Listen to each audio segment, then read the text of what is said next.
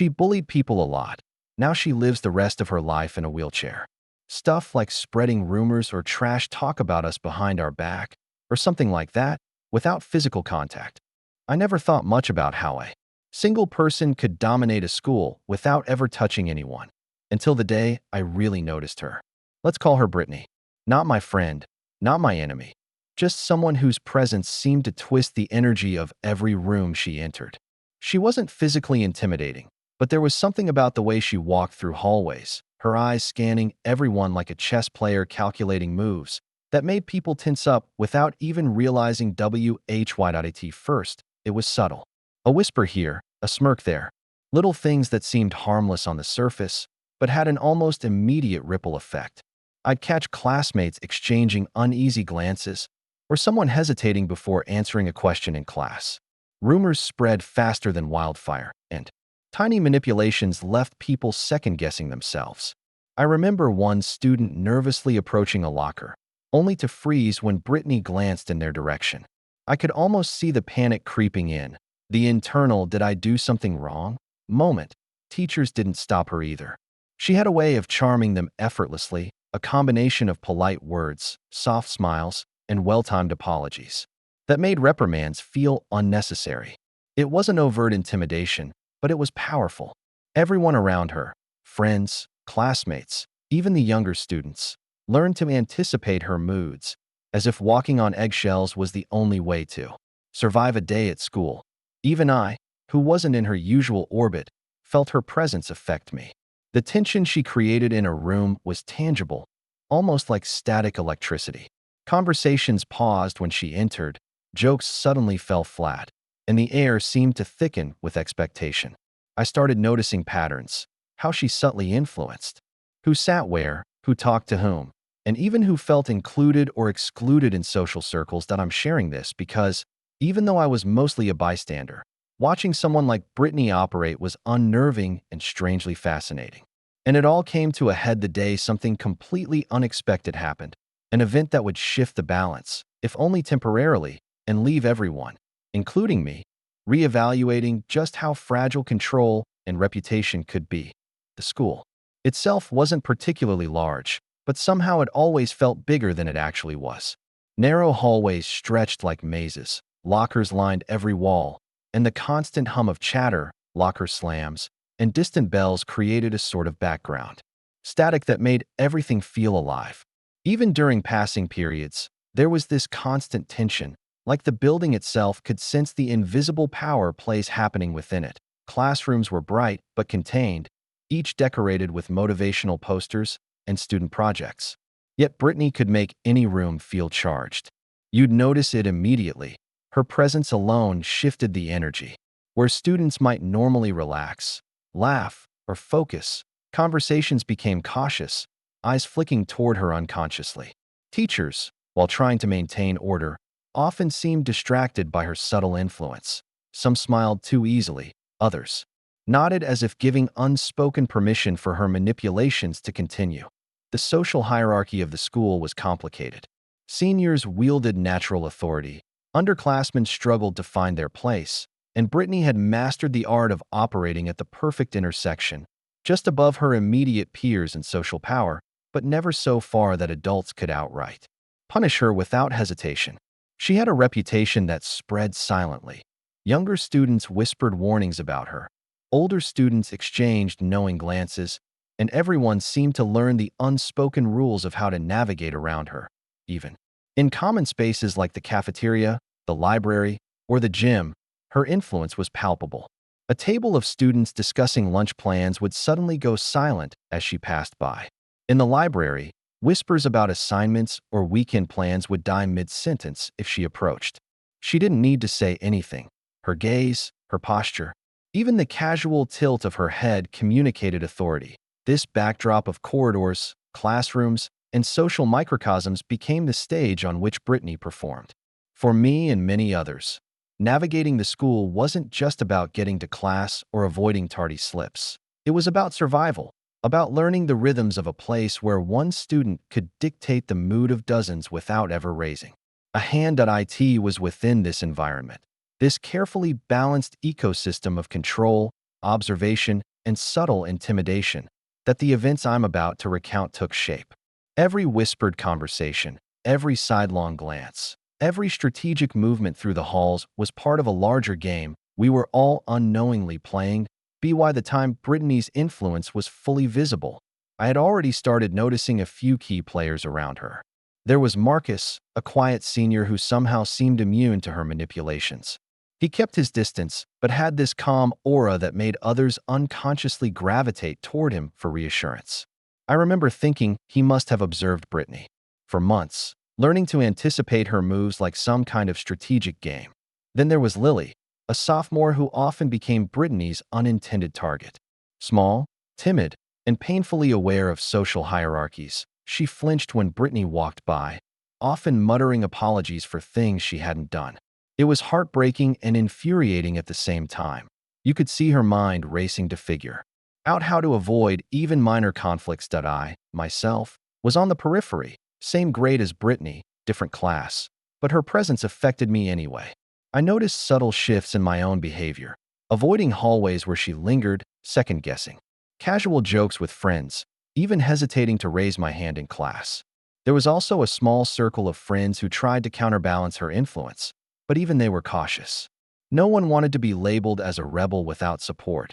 Brittany had a way of isolating people subtly, quietly, so that her control seemed natural. Other characters included the teachers, each with their own relationship with her. Mr. Hargrove, the math teacher, seemed perpetually charmed by her politeness, while Ms. Daniels, the history teacher, often sighed and shook her head when Brittany skirted minor rules. These adults unintentionally reinforced her behavior by treating her as if she were above standard consequences, which only made her more confident and manipulative. Even among students, her range was impressive. Younger grades feared her, older grades tolerated her, and some older students were fascinated by her ability to manipulate without confrontation. She had a knack for identifying insecurities, exploiting small vulnerabilities, and subtly shifting alliances, all without any overt aggression. This collection of people, Marcus, Lily, the teachers, and me, formed the ecosystem in which Brittany operated. Each character had a role, even if unknowingly, in maintaining or challenging the balance of control she had cultivated over the school environment. And as her influence continued to ripple through daily interactions, it set the stage for the first real signs of conflict that would draw me closer into the story. It started with small things that didn't make sense at first. One day, Lily came into class looking unusually pale, clutching her notebook like it was a shield. I overheard a few whispers. Someone mentioned Brittany again, and how she had spread some rumor about Lily failing an assignment she hadn't even submitted yet. It was subtle, indirect, but you could see the effect. Lily's eyes darted around nervously, as if the walls themselves were watching her. Then came the cafeteria incident.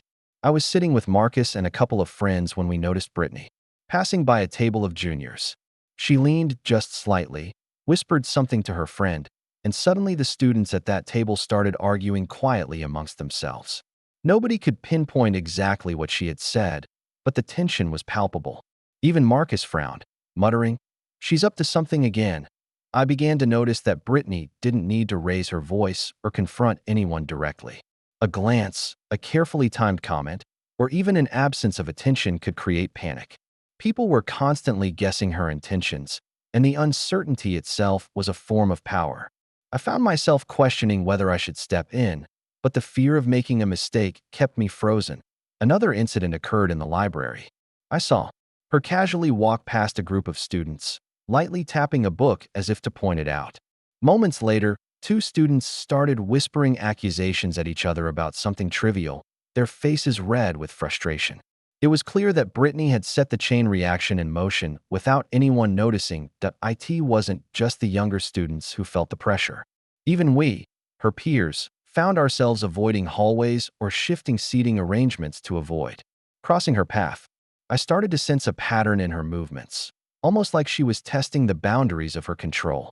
Every time she appeared, I could feel a ripple of unease spreading through the classroom, the library, or the cafeteria that I couldn't ignore it anymore.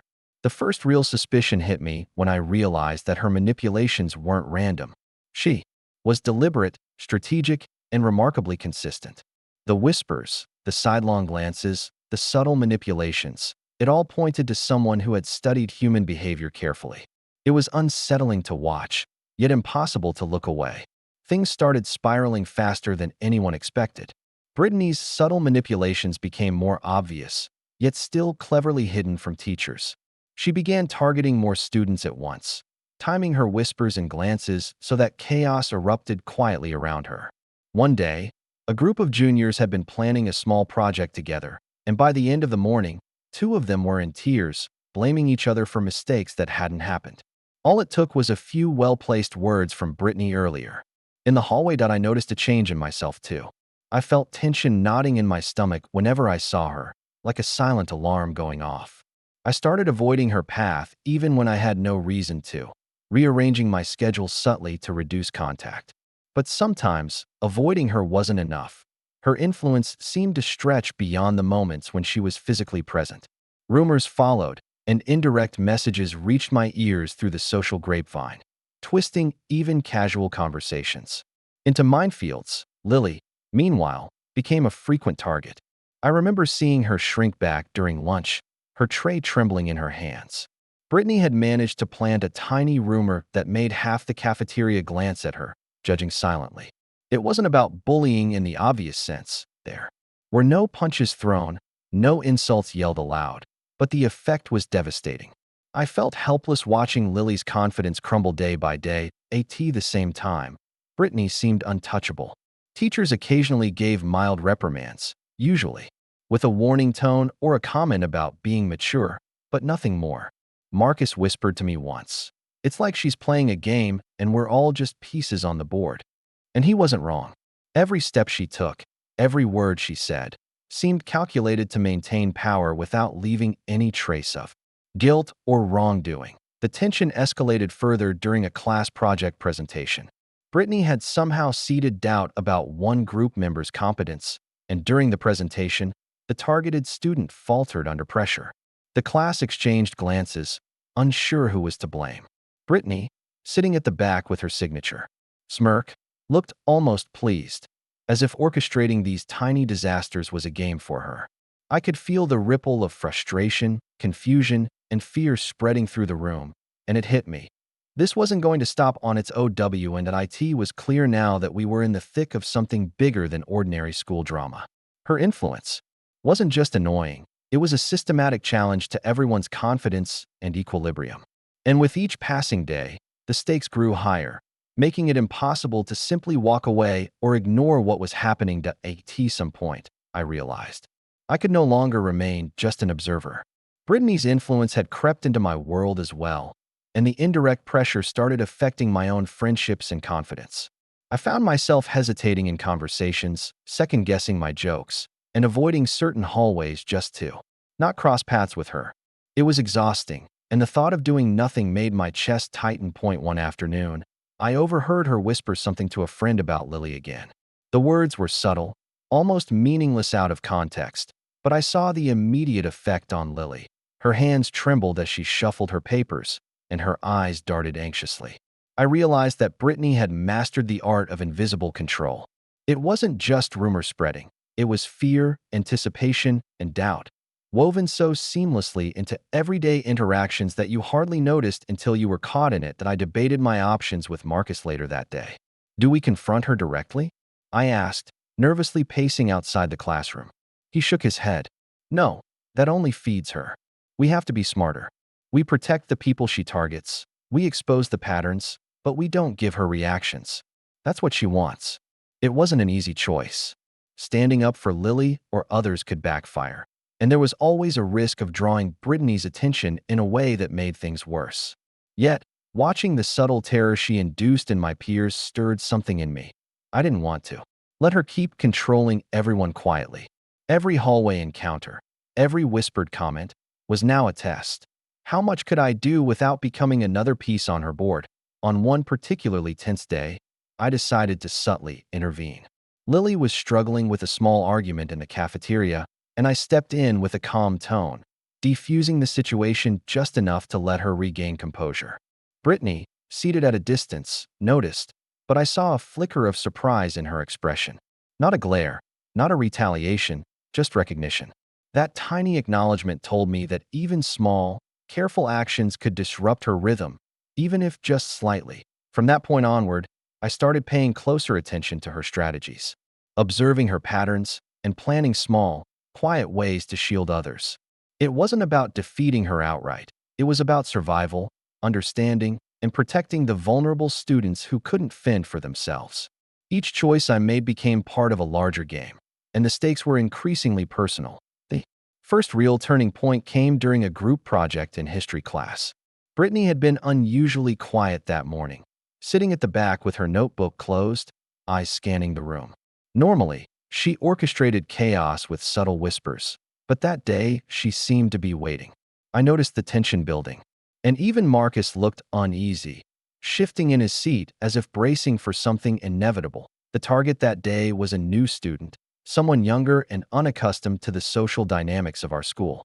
Brittany made a comment, softly, just loud enough for her immediate table to hear, suggesting that the new student might not understand the assignment properly. Instantly, murmurs spread across the room, and a chain reaction began. The students, classmates started questioning her abilities, subtly undermining her confidence. I could see the panic rising in the new student's eyes, hands trembling, and I knew I had to act before it escalated further. I intervened carefully, not drawing too much attention, guiding the conversation back to the task and reinforcing the new student's ideas. Brittany's eyes flicked toward me, and for a fleeting moment, her usual smirk wavered. It was subtle, almost imperceptible, but it was enough to tell me that my presence and intervention mattered. She seemed to sense that her control was not absolute, at least not over everyone.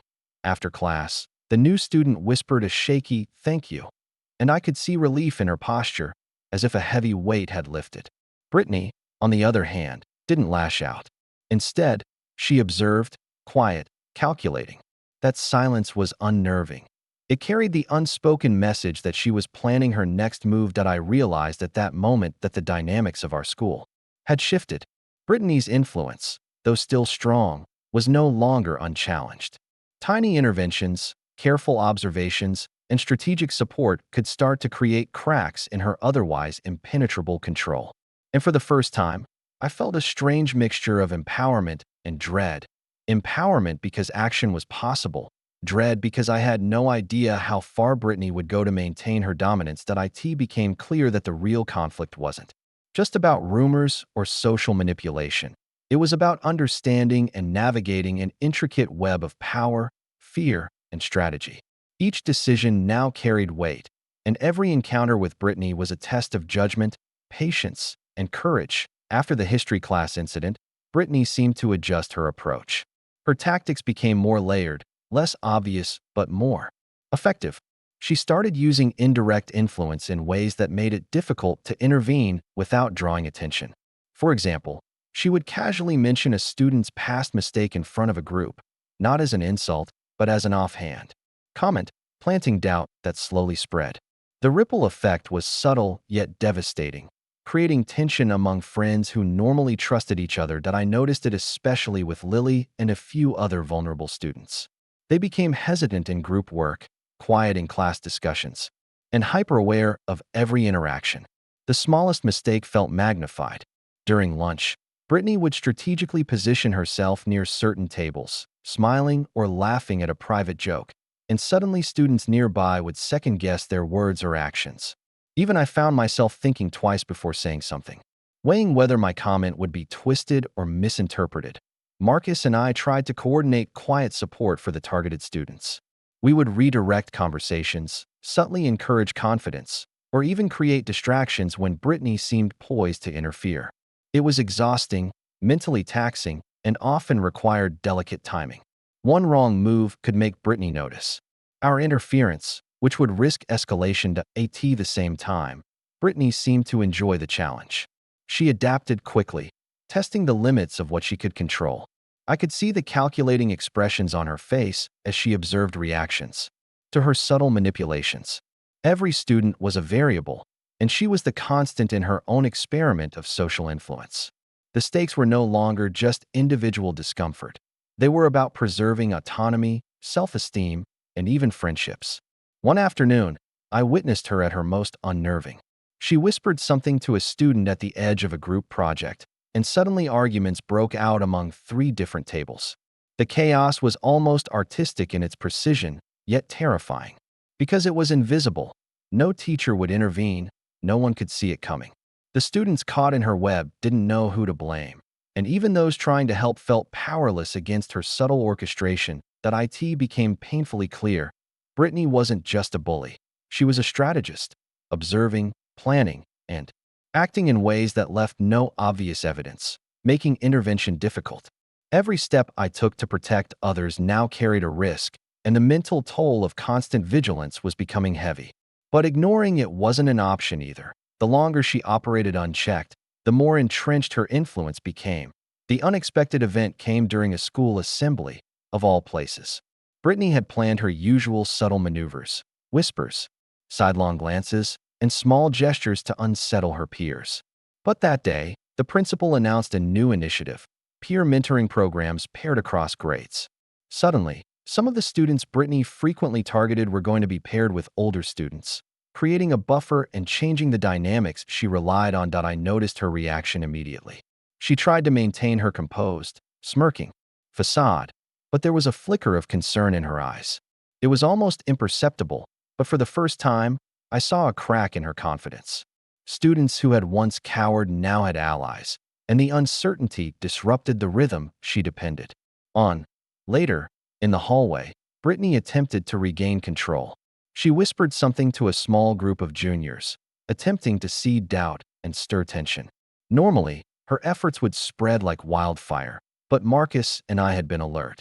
We subtly intervened by redirecting conversations, reinforcing confidence, and quietly supporting the students in her orbit. The effect was noticeable. Brittany's influence seemed weaker. Her whispers met with resistance rather than immediate compliance. Even Lily, who had been a frequent target, showed a spark of courage. She responded calmly to a minor jab, and the student beside her followed suit. The tension Brittany tried to manufacture began to unravel. It was a turning tide, the first significant shift in the social hierarchy that had been so heavily in Brittany's favor. Despite the small victories, I remained cautious. Brittany was still clever, strategic, and unpredictable. The stakes had changed, but her capacity for manipulation had not disappeared. We had momentarily disrupted her control, but any misstep could allow her to regain dominance. It was a delicate balance, and each decision now carried the weight of potential consequences for everyone involved. By the end of the day, I realized that this unexpected structural change, a simple mentoring program, had created cracks in Brittany's carefully constructed network. The challenge now was to maintain the momentum, supporting students quietly while avoiding drawing her attention, and ensuring that her influence continued to wane. By the time the semester was drawing to a close, the dynamic in school had shifted significantly. Brittany's subtle manipulations still occurred, but her impact had weakened. Students who had once been tense and fearful now moved with more confidence, supported by the alliances formed through the peer mentoring program. I noticed Lily laughing quietly with classmates, something I hadn't seen in months. It felt like a small victory, but a meaningful one. Brittany herself seemed more contained, perhaps recognizing that her usual methods were less effective. She no longer had the unchecked influence she once wielded. Teachers, oblivious to the full extent of her manipulations, simply observed that students were participating more actively and interacting more respectfully. The invisible pressure that had once defined the halls had lessened considerably. For me personally, the experience had been exhausting yet enlightening. I realized the importance of vigilance, empathy, and subtle intervention. Standing up didn't require confrontation or aggression. It required understanding, strategy, and patience. I had learned to support others without becoming a target myself, and to recognize patterns of manipulation before they could escalate. Looking back, the semester had been a trial by fire. Brittany remained part of the school, but the social landscape had changed. Her presence no longer carried the same fear, and the students she had targeted were stronger and more self-assured. I felt a quiet satisfaction in knowing that careful, thoughtful actions could make a difference, even against someone who seemed untouchable. And as I walked through the hallways toward the end of the last day, I realized that we had all grown, not just in confidence, but in understanding human behavior, resilience, and the subtle power of support. Brittany's reign of invisible control had not ended completely, but it was no longer absolute. The balance of power had shifted, and for once, it felt like we had a measure of control over our own social world.